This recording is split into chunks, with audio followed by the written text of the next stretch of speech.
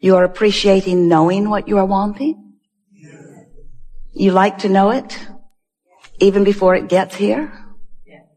Do you enjoy? Now, this is an important question, and your answer matters a great deal.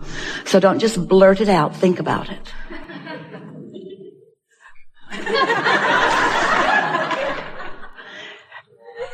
Do you like the journey on the way to what you're wanting? Yes. Even though the whole time you're on your way, you're not there. No more important question or answer ever to consider, because you are always, and we mean always, going to be on your way to something more.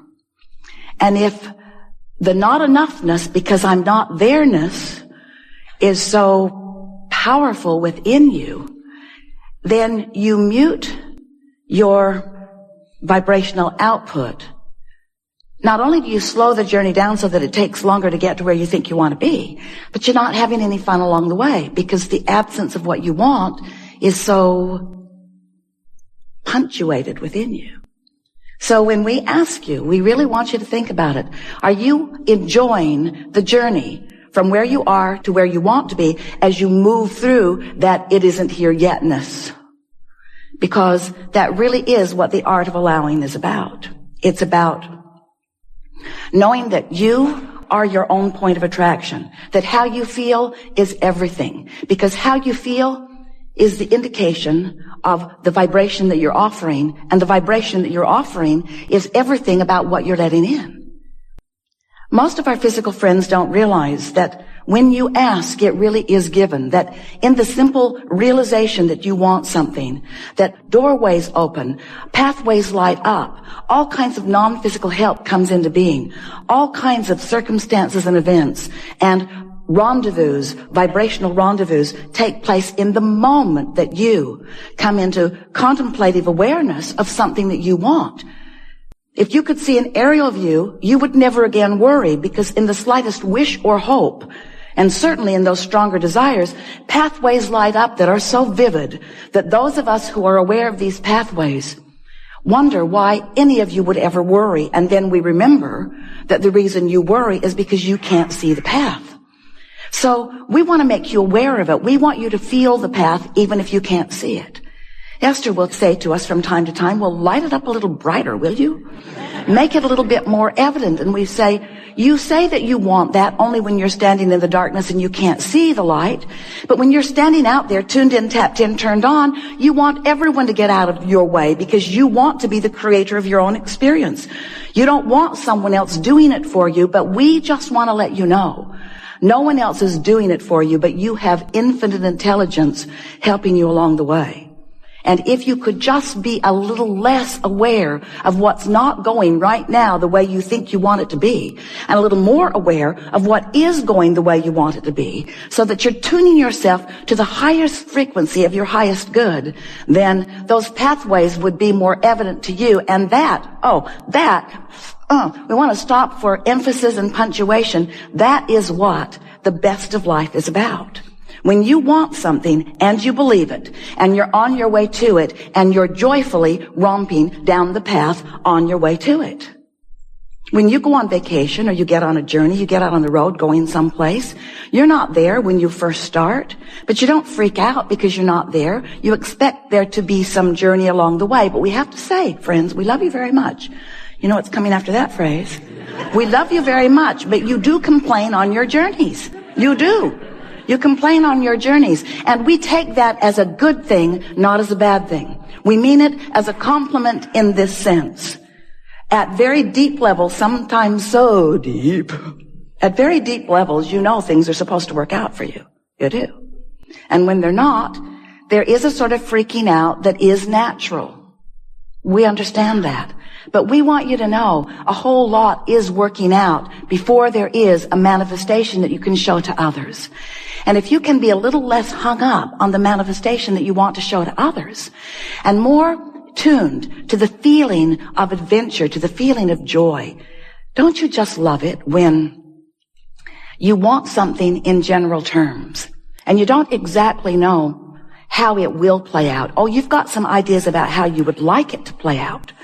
But the reason that you want whatever it is to play out in more detail is because you believe that in the manifestation of it, you will feel better. So, you know how when you want something and it hasn't yet manifested, but you have this general sense of it, and then ideas start to come to you? Don't you like that feeling of idea? Don't you like that feeling of inspiration? You do when that feeling of inspiration is accompanied or allowed on this basic platform within you of expecting good things to come. So if you could just develop a sort of general basis of beingness that goes sort of like this. I don't exactly know how it's going to be or who it's going to be or when it's going to be or where it's going to be. But I know that it's going to be really good and that I'm going to know it when I see it. In fact, I know that I'm going to know all the steps along the way. Because feeling your way to the next manifestation and the next manifestation and the next manifestation is what the most of your life is about. It's not about the manifestation and the manifestation and the manifestation. It's about feeling your way along your way to the next manifestation and the next manifestation. Hear that? That's really an important thing. Because if it were the other way, if it was just manifestation, I want it, boom, I want it, boom, I want it, boom, I want it, boom, we promise you this would be a seminar on de-manifestation. I have 487 cars, Abraham. The oil is seizing up in most of them because I can't get to them every day. I have more property than I have been able to visit. The rats have moved in. I have more stuff than is manageable. That is what you would say to us. There are more people in my life and there are more conversations to have than I have tongue to have them with. That's what you would say to us. But when you let your world be a vibrational world, which means it's an emotional world, which means it's a thoughtful world, now your world can be one that vacillates between comfort and ease, and power and certainty, and eagerness and clarity and passion and love and joy. In other words, you're up there on that end of the emotional scale. You're not having to dip into the contrast because you have enough contrast in that good feeling end. You like going from, the satisfaction of not being overwhelmed to the exhilaration of having a little more to do right now than you really want to do. In other words, that's really a nice blend of emotions, and you have the ability to control yourself in that way. But you've got to stop. You have to stop making it about the manifestation and begin making it about how I feel right now, how I feel right now, how I feel right now. Because you don't have control over the manifestation because you haven't exercised control over your vibration. But if you start making it about exercising control over your vibration, control over your emotion, control over your thoughts, control over your words, control over your general approach to physical life experience, what you're going to begin to notice is that you have control over all of the specifics of your life. Not just what, but where. And not just where, but who. And not just who, but when. You get to dictate every single part of your experience. You get to call the shots. You are the only one that ever calls it in, and you're the only one who ever holds it out and keeps it from coming. So do you have any idea? We do. And we're not mocking you. Well, a little. Do you have any idea how many experiences you have called to you that you're not allowing to flow with the ease that is possible? And do you know the one reason why you're not allowing these things, experiences, people, places, events, circumstances, dollars to flow to you in the way that you want?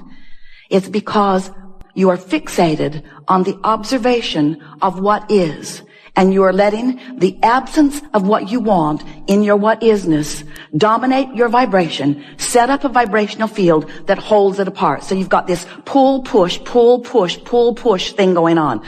I want it, but I want it now, and I want it yesterday, and I want it so much, and the not having of it has me upset. That's basically what your vibration, most of you, we love you so much, But we thought you might like to start this new year off knowing how to create your own reality. Because nobody else is creating your own reality, you see. That's why it's called your own reality.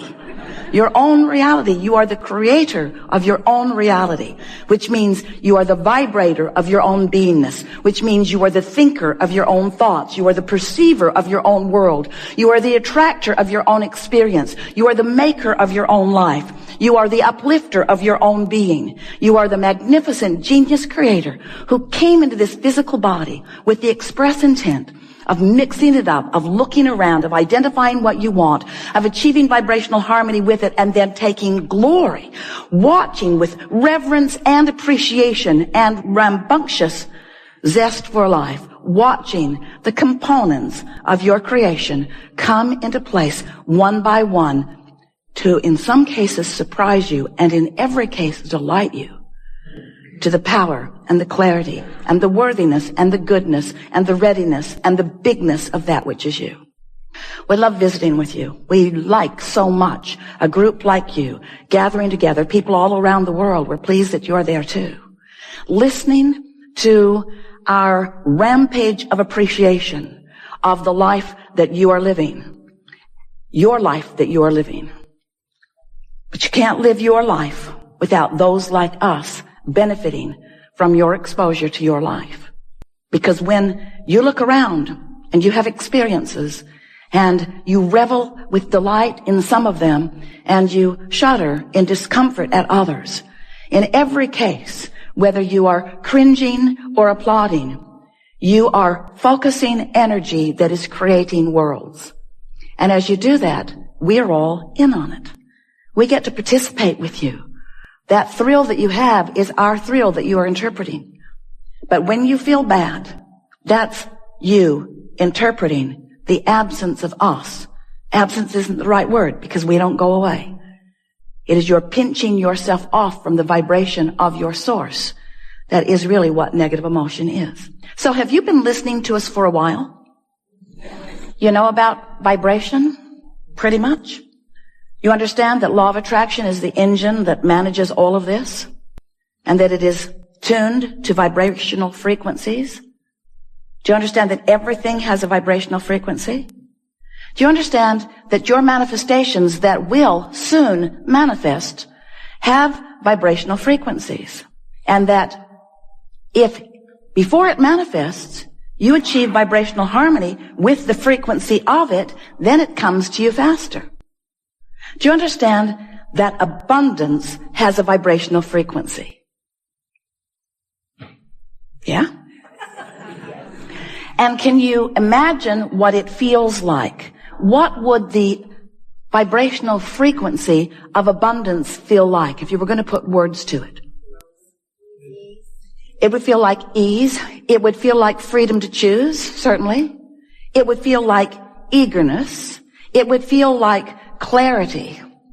The vibration of abundance feels like fresh air. It feels like clear path. It feels unlimited. It feels always flowing. It feels abundant, meaning never ending, always flowing. It doesn't feel pinched off, and it doesn't feel like jealousy, and it doesn't feel like worry, and it doesn't feel like fear. It feels like fun. It feels like sureness. It feels like certainty.